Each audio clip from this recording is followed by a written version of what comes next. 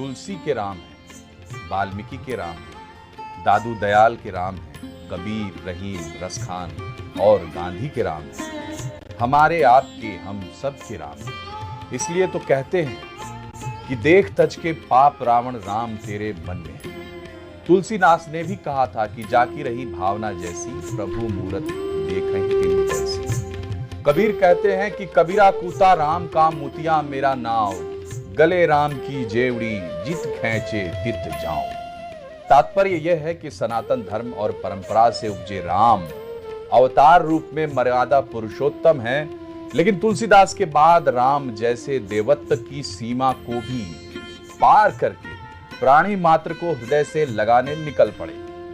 आज भी राम के नाम पर राजनीति से लेकर अर्थनीति तक तय होती है और उसी व्यवस्था का शिकार हुआ गरीब आदमी राम नाम के आसरे भव सागर पार करने की जुगत में जिंदगी निकाल देता है। राम के नाम पर झगड़े भी एक हकीकत है, क्योंकि संसार है तो समस्या रहेगी, लेकिन भारत में राम हमेशा जोड़ने वाला तत्व ही रहा है। राम में आराम है, राम में स्थिरता है। और क्या क्या है राम में, जन जन में कैसे है राम, और अलग अलग लोगों ने कैसे देखे अपने अपने राम। क्या आज भी लोग राम में अपने लिए वो तत्व ढूंढते हैं जो मनुष्य मात्र के लिए जरूरी है? बेशक जब हम राम की बात करते हैं तो सनातन धर्म, हिंदू धर्म साथ में जुड़ा हुआ चला आता है। धर्म में मनुष्यों के लिए तमाम वो तत्व मौजूद हैं, चाहे वो दुनिया का कोई भी धर्म हो। सब आखिरकार एक ही शिक्षा पर ले जाते हैं। इसलिए किसी खास धर्म से अगर कोई खास तत्व निकलता है तो उसको सिर्फ उस धर्म की परिधि में नहीं बांधा जा सकता। वैज्ञानिक कारण इसका यही है कि दुनिया के हर धर्म ने छांट कर चुनकर उन तत्वों को निकाला है जो सामान्य रूप से हर मनुष्य के लिए जरूरी है, आवश्यक है। राम भी ऐसा ही एक तत्व है भारत के संदर्भ में। उस राम को टटोलने की कोशिश हर कोई करता है।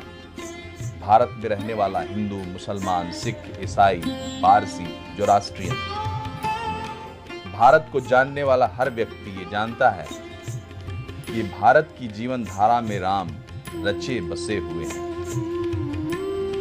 और उस राम को अपने अपने तरीके से, अपने अपने वक्त के हिसाब से देश काल की सीमा में तय करने की कोशिशें हुई हैं।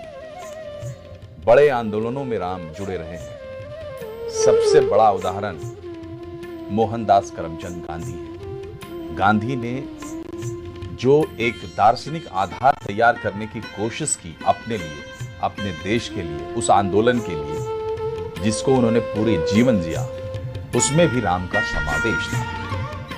आज चर्चा करने के लिए हमारे पैनल में हैं आचार्य कृष्णकांत, मुफ्ती जिया उल हक साहब और प्रोफेसर अरुण। आप तीनों मेहमानों का बहुत बहुत स्वागत है। शुरुआत मुफ्ती साहब आपसे करते हैं। राम क्या है आपके लिए? मुफ्ती साहब, मैं आपसे पूछ रहा हूं, आपके लिए क्या है राम? राम जी हमारे लिए, हमारे देश के लिए और पूरी दुनिया के लिए एक वो हैरत अंगेज़ नाम है जी, जिनको दुनिया के लोग तारीख में मर्यादा पुरुषोत्तम के नाम से जानते हैं जी।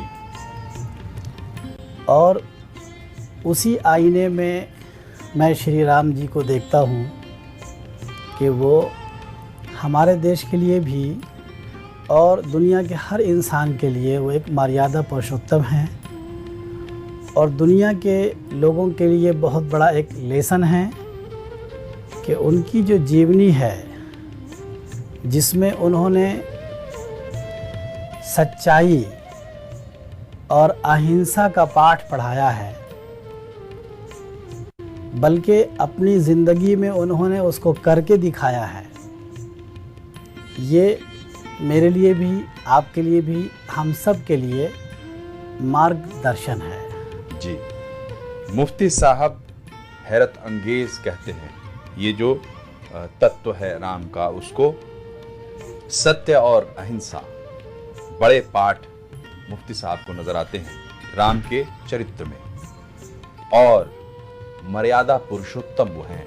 सबसे पहले यही कहा मुफ्ती साहब ने। प्रोफेसर अरुण, साहित्य राम को किस रूप में देखता है? क्योंकि साहित्य इतिहास को भी देखता है, और जिसे हम धार्मिक साहित्य कहते हैं उस साहित्य को साहित्य के नजरिए से भी देखता है। हिंदी साहित्य में रामचरितमानस का क्या मकाम है ये किसी को बताने की जरूरत नहीं, लेकिन सिर्फ रामचरितमानस नहीं है जो साहित्य के नजर में आता है राम के नाम पर।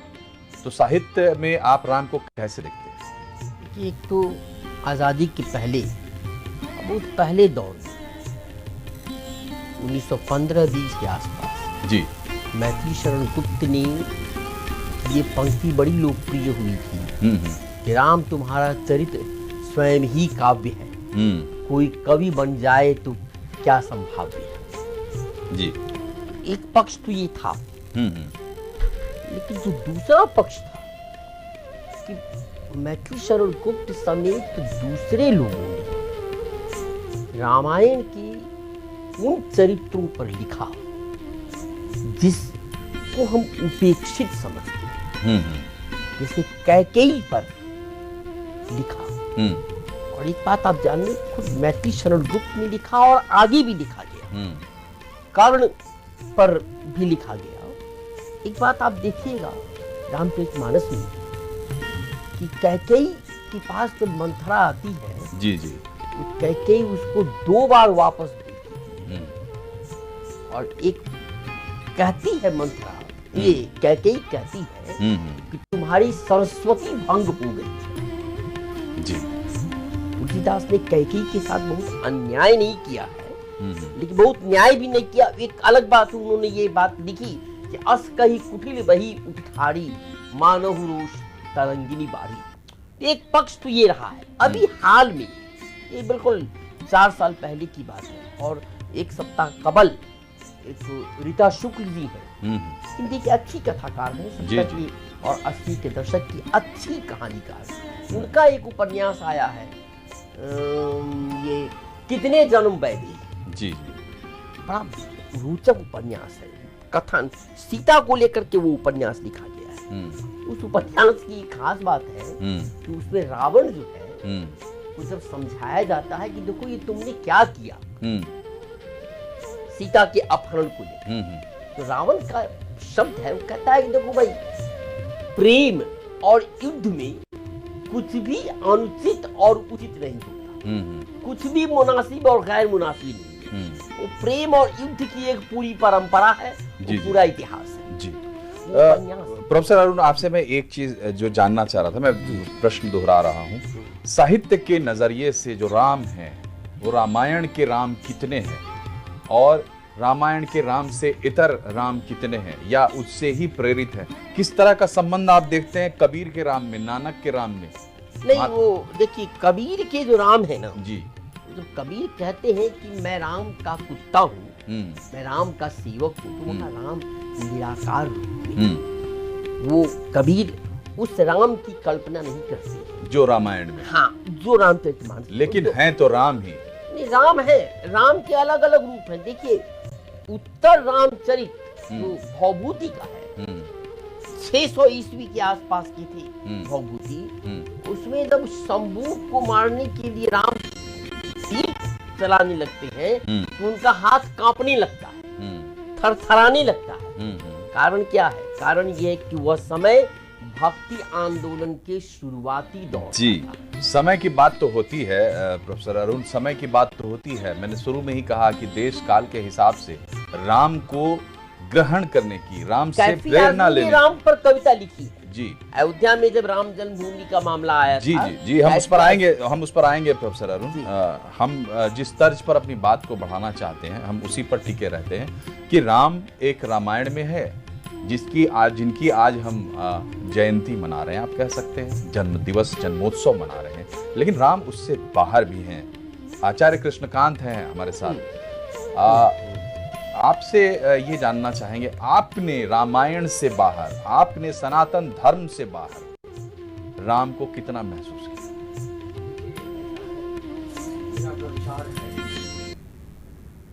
राम शब्द अति सारगर्भित शब्द है। हमारे तुलसीदास जी महाराज ने कहा, विप्रधेनु सुर संत हित इन्ह मनुज अवतार, निज इच्छा निर्मित तनु माया गोपार, माया गुण गोपार। देखिए, रामचरितमानस के अंतर्गत हमारे भगवान श्री रामचंद्र केवल मर्यादा ही नहीं, उन्होंने पूरे दुनिया को, पूरे भारतवर्ष को एक संदेश दिया है। और रामचरितमानस की एक चौपाई अगर किसी भी धर्म संप्रदाय के लोग पढ़ें तो उनके घर के जो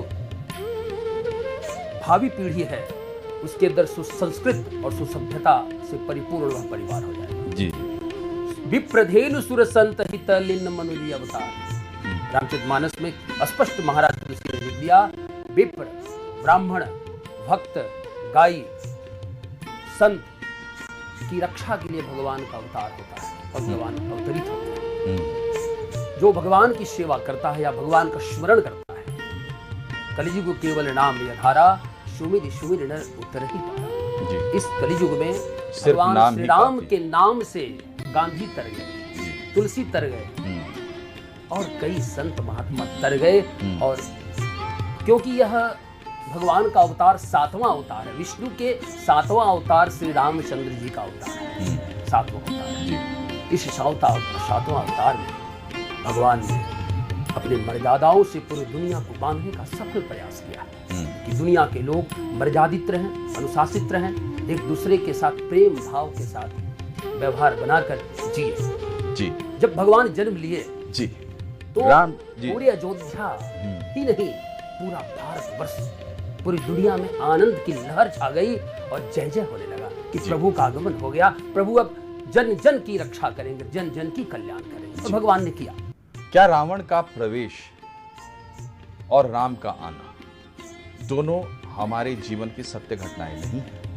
और जब हम ये कहते हैं कि तज के पाप देख रावण, राम तेरे मन में है, तो जब तक पाप है तब तक राम नहीं है, और जब राम आते हैं तो पाप टिकता नहीं। मुफ्ती साहब, राम के नाम पर देश में बहुत कुछ हुआ, आज भी हो रहा है, लेकिन ऐसी कोई तो बात होगी जिसके चलते राम नाम कभी कलुषित नहीं हुआ। राम ने हमेशा आराम ही दिया है।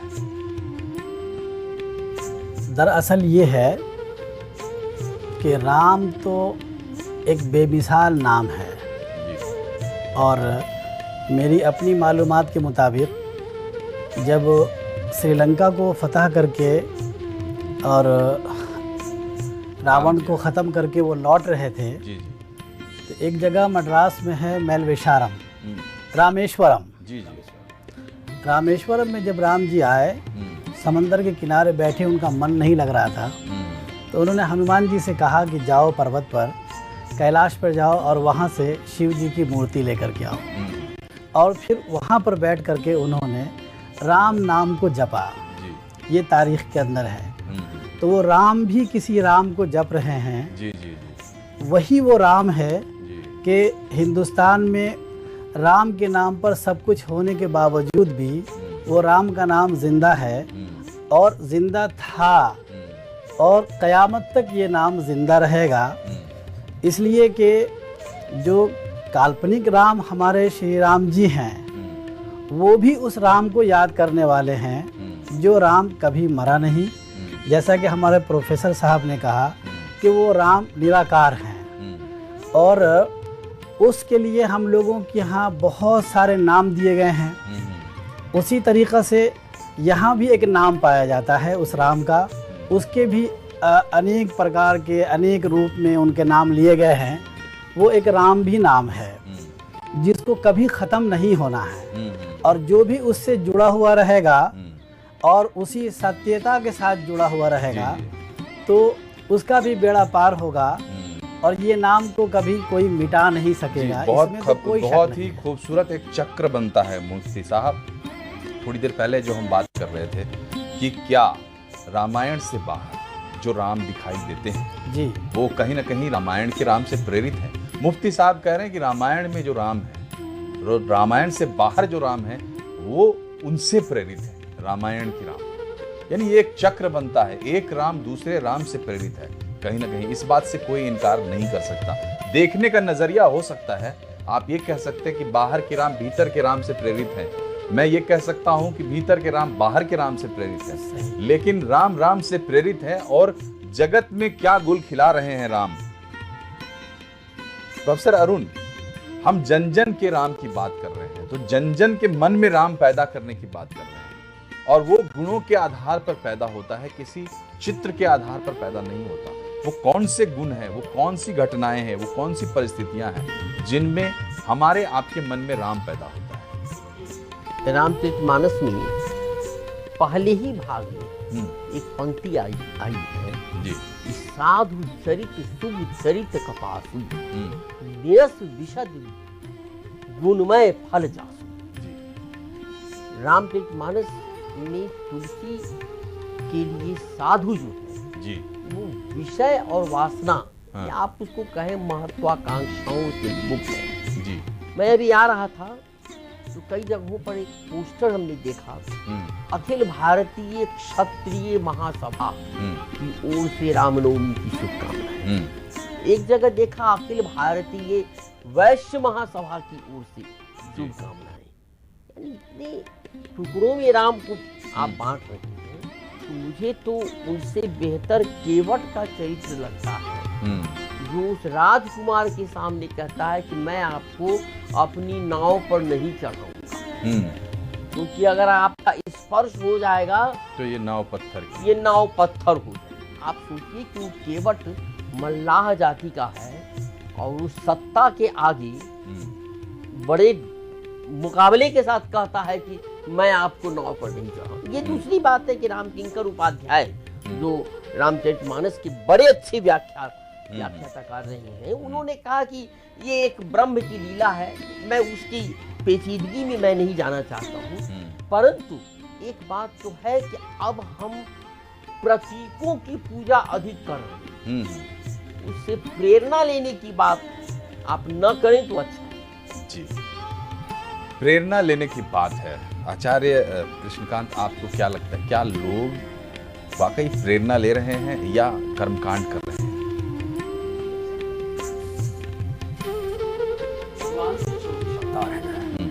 और इस 24 अवतारों में श्री रामचंद्र जी का 7वां अवतार है।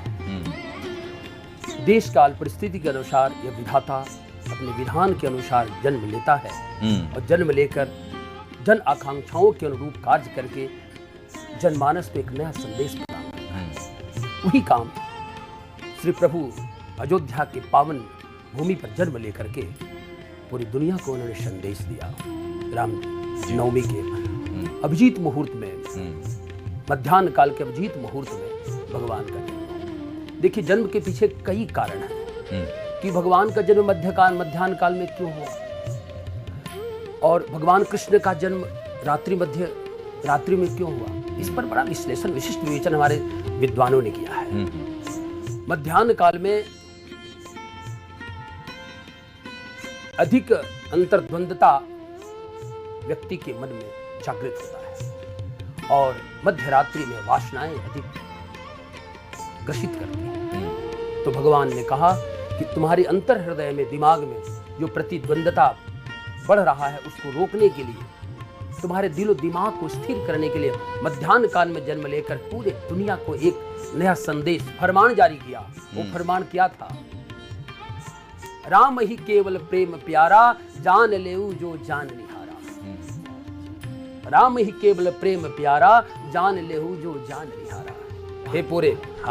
हे मेरे देश के वासियों, मेरे भारत के वासियों, या अमेरिका, जर्मन, थाईलैंड, चीन के वासियों, पाकिस्तान के वासियों, आप ये जान लें कि राम सबकी रक्षा के लिए जन्म लिया। अयोध्या के पावन भूमि पर भगवान जन्म लेकर पूरी दुनिया को कहा कि मेरी उपदेशों का अनुसरण कर, मेरी मर्यादाओं को, भगवान कृष्ण के उपदेशों का अनुसरण जन के कल्याण कारक है, इस भारतवर्ष ही नहीं पूरी दुनिया के लिए कल्याण कारक है जी। और भगवान श्री रामचंद्र जी के मर्यादाओं का पालन, अब जरा विचार करें कि मुस्लिम परिवार का कोई परिवार में अगर कुमति है तो सुमति के लिए श्री रामचंद्र जी के दरबार में जाए, चाहे हिंदू परिवार में हो, चाहे सिख परिवार में हो, ईसाई परिवार में हो, किसी भी परिवार में हो। जी, तो राम से जब हम बात शुरू करते हैं और जब हम राम को इस स्तर पर लेने की कोशिश करते हैं कि जन जन में राम, तब ये बात समझ में आती है कि दुनिया के हर मजहब, हर धर्म में जो मूल तत्व है वो एक समान है और वो सबको गले लगाने की बात करते हैं। लेकिन एक सामान्य प्रश्न ये है कि धर्म को हम क्या समझते हैं, आम लोग क्या समझते हैं, और जिनके ऊपर जिम्मा है कि वो हमें धर्म समझाएं, चाहे वो मौलाना हो, मुफ्ती हो, चाहे वो आचार्य हो, चाहे वो पादरी हो, तो क्या वो समझा रहे हैं, क्या धर्म के जो मौलिक तत्व हैं उन तक हम पहुंच पा रहे हैं, और जिन्होंने हमें उन मौलिक तत्वों तक पहुंचाने का जिम्मा लिया है क्या वो ऐसा कर रहे हैं? मुफ्ती साहब। अच्छा, मेरे मन में भी था कि आप मुझी से पूछते जी। मैंने अपने कुरान पाक में जो हमारी मजहबी किताब, पूरी दुनिया की मजहबी किताब मानी जाती है, जी, उसमें जी। पढ़ा है कि यहूदियों के यहाँ जी। ऐसे लोग हुआ करते थे कि जो किताब के अंदर फेर बदल किया करते थे अपना मतलब पूरा करने के लिए जी। ताकि अपने स्वार्थ के लिए वो सब कुछ कर लें। हाँ। श्री राम जी हों जो श्री दशरथ जी के बेटे थे, सीता जी के शौहर थे और लक्ष्मण जी के बहुत प्यारे भाई थे, वो श्री राम जी हों या इनसे हटकर जो सबके मन में राम है, पूरी दुनिया, पूरे संसार का जो राम है, उस राम का नाम लेकर के मतलब परस्त लोगों ने समाज के अंदर गलत तरह की बीज बोना शुरू किया, जिसकी वजह से श्री राम जी ने जो अवतार बन करके, जैसा कि अभी श्रीकांत जी ने कहा कि वो अवतार बन करके आए, तो अगर उसको तस्लीम कर लिया जाए तो उनका जो सबक था पूरी दुनिया को इंसानियत, भलाई, सत्यता का मार्ग देना, और जो सनातन धर्म है वो सनातन धर्म सत्य का धर्म है, उसके मुताबिक सबको मार्गदर्शन कराना, अपने अपने मतलब के लिए लोगों ने अलग अलग कर लिया। जैसा कि प्रोफेसर साहब ने अभी बतलाया कि वो आते हुए उन्होंने बहुत सारा पोस्टर्स देखा, ये तो एक मामूली सा एग्जाम्पल है। जी जी। इससे हटकर भी जी जी। बाज़ाब्ता मंदिरों के नाम पर या इस तरह धाम के नाम पर या इस तरह और भी कोई धर्म स्थान के नाम पर लोगों ने बंटवारा कर रखा है और वो अपनी अपनी दुकान चला रहे हैं, और सही मानों में ये अच्छे सच्चे मर्यादा पुरुषोत्तम श्री राम जी को वो बदनाम कर रहे हैं। उनके सही सबक को लेकर के खुद भी अपनी लाइफ को, अपनी जीवन को दुरुस्त करना चाहिए, साकार करना चाहिए, और कोशिश करनी चाहिए कि दूसरे भी उसी तरह के बने, क्योंकि सबको जिसने पैदा किया है उन्होंने राम जी को भी पैदा किया, और अपनी इस दुनिया के अंदर जो खराबी थी, जो बुराई थी, उन सबको मिटाने के लिए भेजा। तो उस पर ध्यान हम सब का रहना चाहिए कि श्री राम जी लेकर के क्या आए, जो वो ईश दूत बन करके आए। तो इस पर ध्यान जब प्रेरित हो जाएगा तो हम समझते हैं कि बहुत हद तक हम लोगों की मुनाफरत भी मिट जाएगी, यानी आपसी जो थोड़ी सी खींचातानी है वो सब भी मिट जाएगी, कि हम सब का सूत्र कहीं एक से मिलता है। जी, ये बहुत अच्छी बात है। और राम तत्व हमने जो ढूंढने की कोशिश की तो समझ में बात यही आती है कि चाहे अलग अलग देखा हो, जैसा तुलसीदास ने कहा कि प्रभु मूरत जिन देखें जैसी, तो चाहे अलग अलग आपने देखा हो, लेकिन ये कभी टकराते हुए दिखाई नहीं देते हैं राम आपस में। सब लगता है जैसे एक ही दिशा दे रहे हो। तो आखिरकार आप कबीर की बात को भी स्वीकार करना पड़ेगा आपको कि कस्तूरी कुंडली बस से मृग ढूंढे बिन माही, वैसे घटी घटी राम है और आपको खोजना है। कार्यक्रम में फिलहाल इतना ही। आप तीनों मेहमानों का बहुत बहुत शुक्रिया। हमें दीजिए इजाजत। राम राम।